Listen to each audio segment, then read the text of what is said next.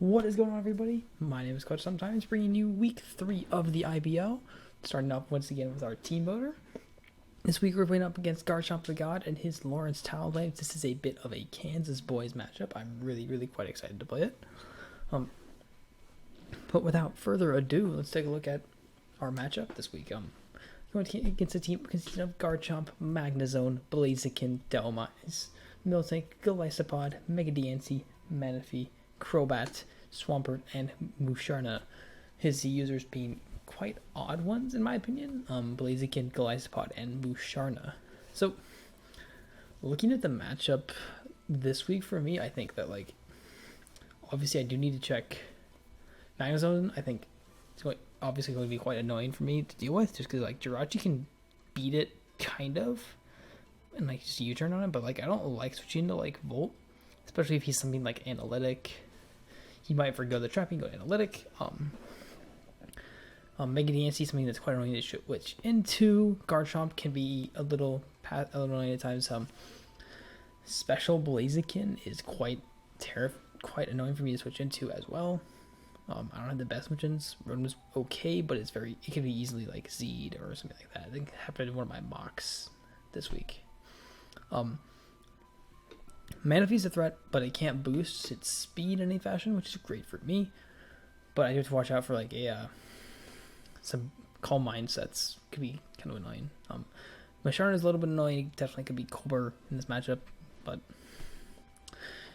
yeah, I think outside of a few things, I have a few great presences against him that he doesn't like dealing with. He doesn't like to deal with. I have a few good speed control options against him as well. So as long as I play safe, I'm fine. Starting off with the week, we do have Dad once again, coming to his third game in as many weeks. It's just a very standard double dance Rocky Landorus T. If you look at his team, there are a lot of his physical attackers I do and plan to get 2 boosts on. I get both of them pretty easily. Crobat and Garchomp, I get both. So if I position this right in the late game, this thing can clean shop. It does really well. I get 2 on Garchomp, I get 2 on Crobat, I get 2 on physical Blaziken. I can only get 1 boost on special Blaziken if it's HP Ice. I guarantee to live with my investment an HP Ice from a Z Blaziken from full, which is great. I have enough speed for it as well, so if I'm really worried about it, I can just Earthquake it as well. So that is the Landorus T. Rocky pretty much guaranteed to kill at +2 in this team, unless it's Pert or Garchomp. But if I need about 30% on Pert and about as much percent on Garchomp as well to just obliterate it with +2 Earthquake. So with that, I wanted to add a little bit of support. I wanted kind of a pseudo Manaphy check, something that can kind of come in on Manaphy and just can counterpunch setup, because they always take the hit from it. So that's going to be my Rotom Wash. If you would have guessed it, third week in a row for this one as well. Rotom Wash, just so good. I've gone back and forth in this set a lot. Shout outs to Swiss for the build help this week. Swiss is one of the best players I know for sure. And he offered up some help, so I was happy to take him up on that offer. So Spidef is there, believe for a Spidef I put in there for a +3 Manaphy. We take +3 Energy Bolt with Rindo from full, and the rest I just chucked into defense. I didn't really need that much else. On this out of this Rotom. I want it to be a good flying resist. It's a good comes in on Pert pretty well. Can Wisp, Defog, it beats all of his rockers. So I wanted to do that with my Rotom. The fourth move I've been going. I went back and forth on literally up until the battle. I am recording this after the battle. We played this match quite early in the week, and I didn't have quite enough time to record it beforehand like I would have liked to. But I went back and forth on it most of the week. Most of the time it took me to build this team. It went through Pain Split, Foul Play, and Defog. So I ended up settling on Defog because I didn't want to lose Touchable Spikes and Glyspot, which I thought was a fairly likely bring. Just as having the priority to bail him out on Landorus T, which I thought was useful for him. So At this point, I am going to need speed control somewhere. Rock Polish Landers can do it, but it's not ideal. I want like a true Scarfer that can like come in on, especially on things like Manaphy, Garchomp, like true Scarfer that can just like deal with it. So we did end up going with a Scarf Roserade, Leaf Storm, Sludge Bomb, Hidden Power Ground, and Extra Sensory with the Technician. It's a Scarf that beats most of his Scarfers and beats Scarf Garchomp, but Scarf Garchomp is obviously fodder for my Landorus. Leaf Storm there for our main stab output. Sludge Bomb hits his a lot of his other stuff.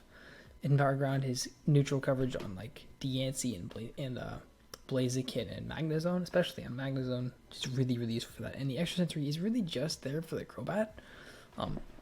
So and if I can clear Crobat from this game, I can do a ton of work with Roserade pretty well. So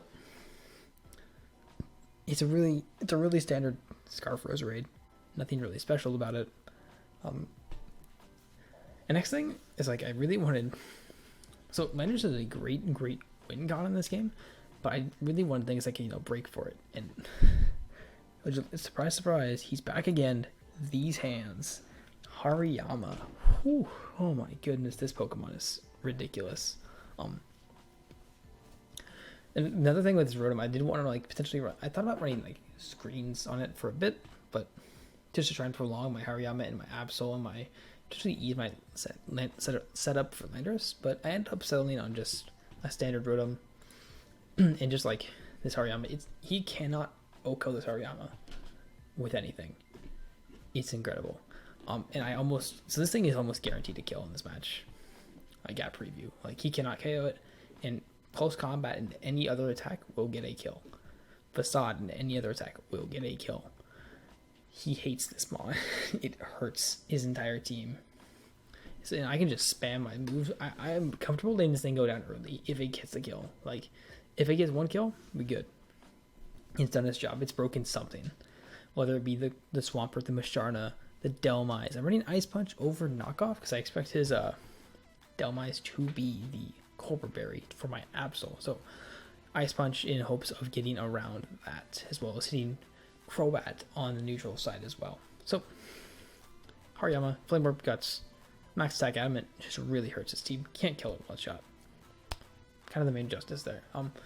Next thing we do is another 4 attacks Mega Absol, Knockoff, Double Dark, Knockoff Sucker Punch, HP Steel, because we don't want to miss Iron Tail. I think Ashawn, the guy I mocked with, said, I mean, this thing is Iron Tail, right? I was like, yeah, I'm not missing. He goes, yep, that's fair.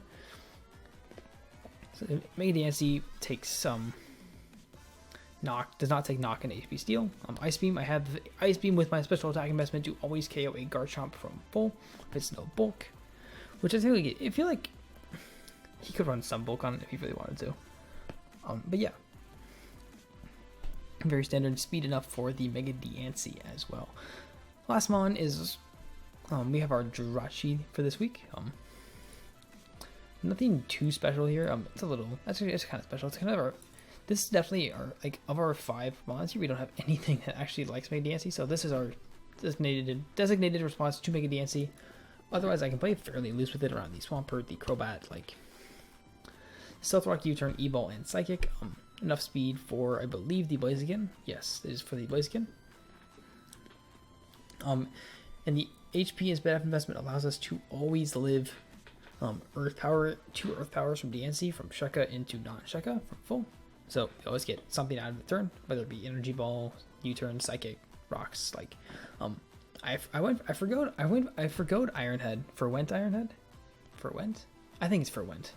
I forwent Iron Head on the set just for the extra coverage ability to hit Swampert for a little bit bigger damage. And Psychic Energy Ball pretty much hits the team. Pretty much hits the team neutrally, except for Zone, which I have U-Turn to like get momentum into potentially my big breakers like Hariyama and Absol. So that's going to be the team for this week, and we will see you guys in the battle. So now it is time for the battle, and as you can see, it's about what we expected through the team builder. Crobat, Musharna. The one thing we were really surprised not to see is the Golisopod. I thought the priority was nice around some of my like mods. First impression Aqua Jet. And if he plays it right, he's gonna get potentially nail KOs on my Roserade, Jirachi with like Liquidation if he calls the moves right. So, it's about there. Maybe the a little bit surprised to see the Musharna, as I felt like a lot of my team could deal with it, but it came. It's obviously there for like solid utility piece, potentially just like probably just a pivot, for the most part. I think you'll see as it comes to the middle. But like here's our 6. As you see, he's going to the left the Crobat, and I'm going to I felt like I led off with my Rotom Wash. I felt like he had a pretty good matchup just against about his entire team. Obviously like I take Manaphy, energy balls, and just it's different. It's essentially just momentum, or like I get Wisp off, or I do something turn 1 very quickly. So we're going to lead off with our Rotom Wash. You can see in being challenged by Austin. This is actually going to be his last game in the league. He has the IRL complication, so this is our last game, his last game in the league. So good luck to him. Oh jeez. Let's lead off with the Crobat, and I'm going to lead off with my Rotom Wash. And once again, shoutouts to AA around 2420 for recording our games. It looks much nicer in the Citra. So once again, big shout out to him. He's a good friend of ours. Good friend of mine. I'll leave his link in the description as always. Because he leads off with the Crobat. I'm gonna take this turn to just Will-O-Wisp. I feel like I lose nothing out of the turn. If he stays in, I get Crobat burned. Great, good for Landorus.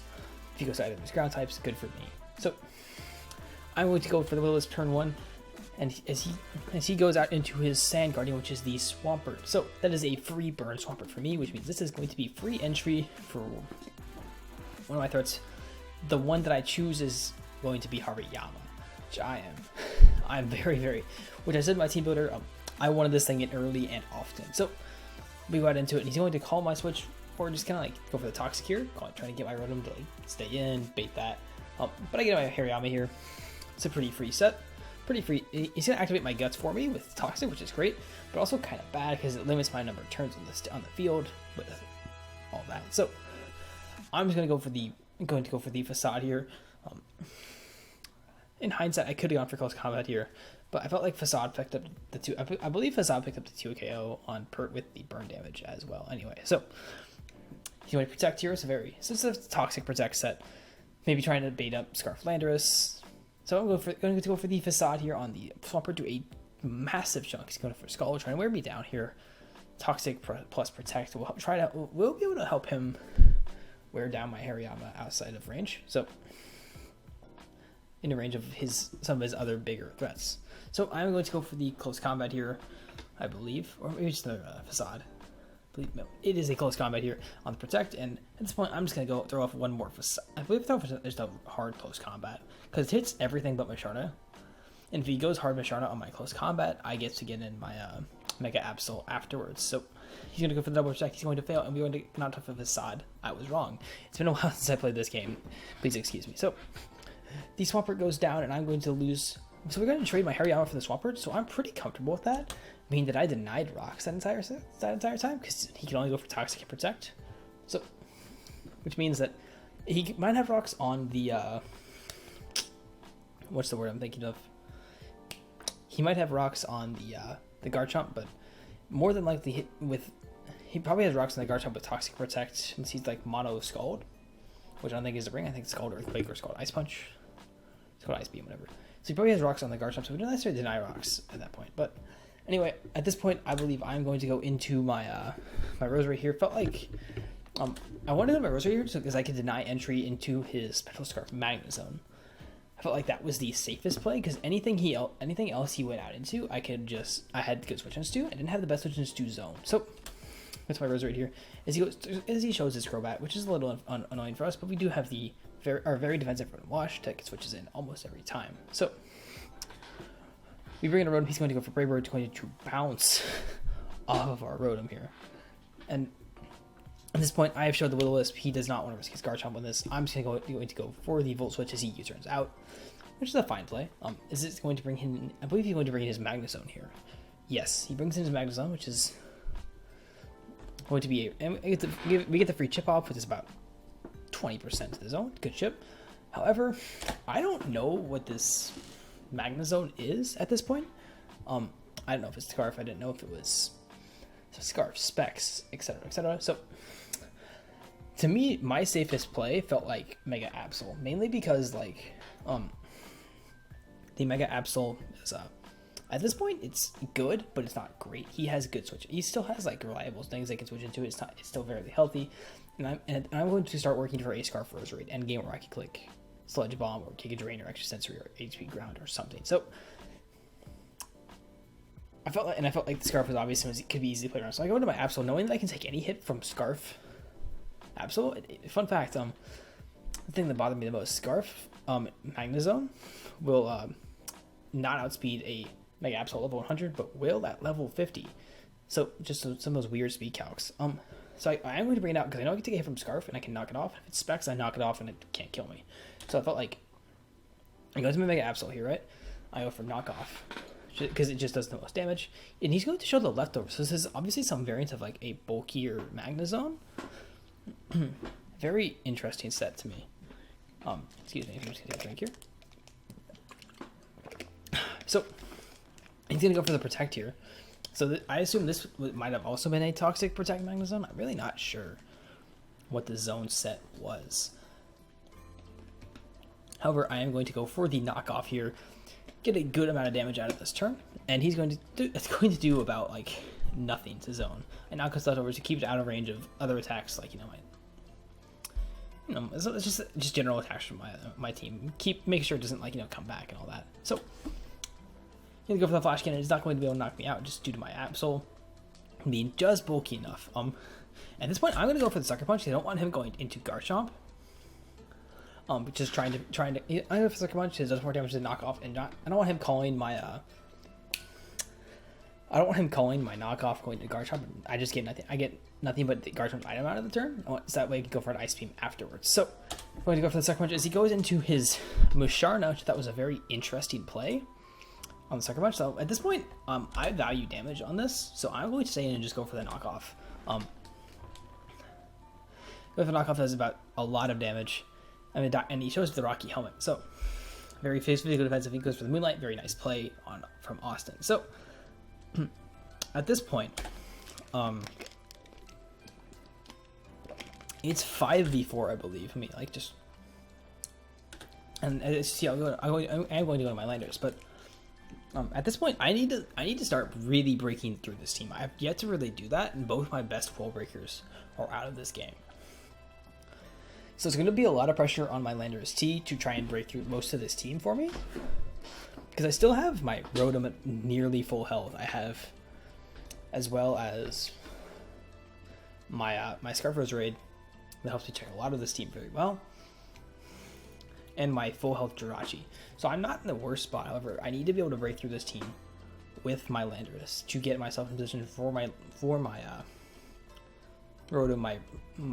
my Rose Raid, and my Jirachi to be able to like deal with the rest of his team by themselves. So at this point, I am going to go to my setup Landorus, and I'm going to pop off a Sword Stance, thinking that I'm going to take a Toxic on this turn. There's no way in hell I don't. Pop off a Sword Stance here pretty freely. Nothing in Sword Stance. I'm going to take HPI as a Toxic or something, but he just shows the Dazzling Gleam. So at this point, I'm like, okay, well, maybe he's like getting chipped and then going for Toxic, put me in range of something else in the back that I'm missing. So at this point, I said, well, I don't want to die to an HPI, like a weird HPI Crobat. I'm gonna go for a Rock Polish, and I get that off. So okay, and at this point, he goes for another Dazzling Gleam. I said okay. So after that, I'm like okay. And I kind of look at his team and I go, he doesn't have any priority options. There's nothing really in the back that like can actually deal with me because I'm +2 at this point. So at this point, I'm like, I'm just gonna get another SD. At this point, there's nothing I think he can really do. So I'm gonna pop off one more SD because it kills his entire team from full. And he's gonna show the Moonlight. So at this point, I don't have anything else to do. I get to click Earthquake and my Rockium on this entire team and claim every single Mon that's left. So we're going to just drop the Musharna here, which is amazing for us. So and it goes out to Crobat. So I'm like, okay. I don't see. I assumed he was gonna scout for the Z move here. I thought that was the way so he could like maybe try and get the dodge and like throw Toxic on me or something like that. So, but he does stay in, and Landorus T is gonna just pick up the kill on the Crobat. So at this point, I'm like, all right, Now we're looking really likely with the Scarf Resurrect if he has like a really bulky Garchomp. At this point I'm running calcs, so I'm running calcs to like the Zemo animation on this. It's like when I'm playing this live, I'm like, he can't kill it. Everything dies. Max Defense Manaphy is a very good roll to KO. Max Defense Garchomp is a very, very good roll to KO with Earthquake. So at this point, he goes into his Garchomp. I'm just gonna go for the Earthquake. I don't know if he's really, even if he's really defensive, I have very higher chance to kill this, and I am going to be able to knock out the Garchomp. It goes down so fast. Landorus T just absolutely going ham. Goes out to his Magnezone. I said this, and at this point, once he goes out to Magnezone, I'm like, yep, it's over. I think I've got this. So Landorus T just bopping down the Magnezone, gone, and just one more Pokemon to go, and Landorus T is going to be able to close out Week 3 of the IBL, following up a very, very close loss to Ogalbina and his Miami Events. We take our Week 3 victory over the Lawrence Talonflames, led by Dad, the Landorus Therian. So, absolutely, that game took a very fast turn that I didn't really expect. Landorus T just powerhouse, just threw went on a massive powerhouse run there for us, finally getting. Those were his first kills all season. All 5 of them were his first kills all season. However, that game was really tough early on. He played around my 2 breakers really well. He didn't lose. He lost his perk. That's it. And then Landorus. Apparently that was all I needed.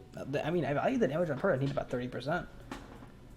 And at that point, that was about what I needed, I guess. So Landorus T picking up the huge day for us here. So that's gonna do it for me today. Have a wonderful rest of your day, and I will see you guys next week for Week 4.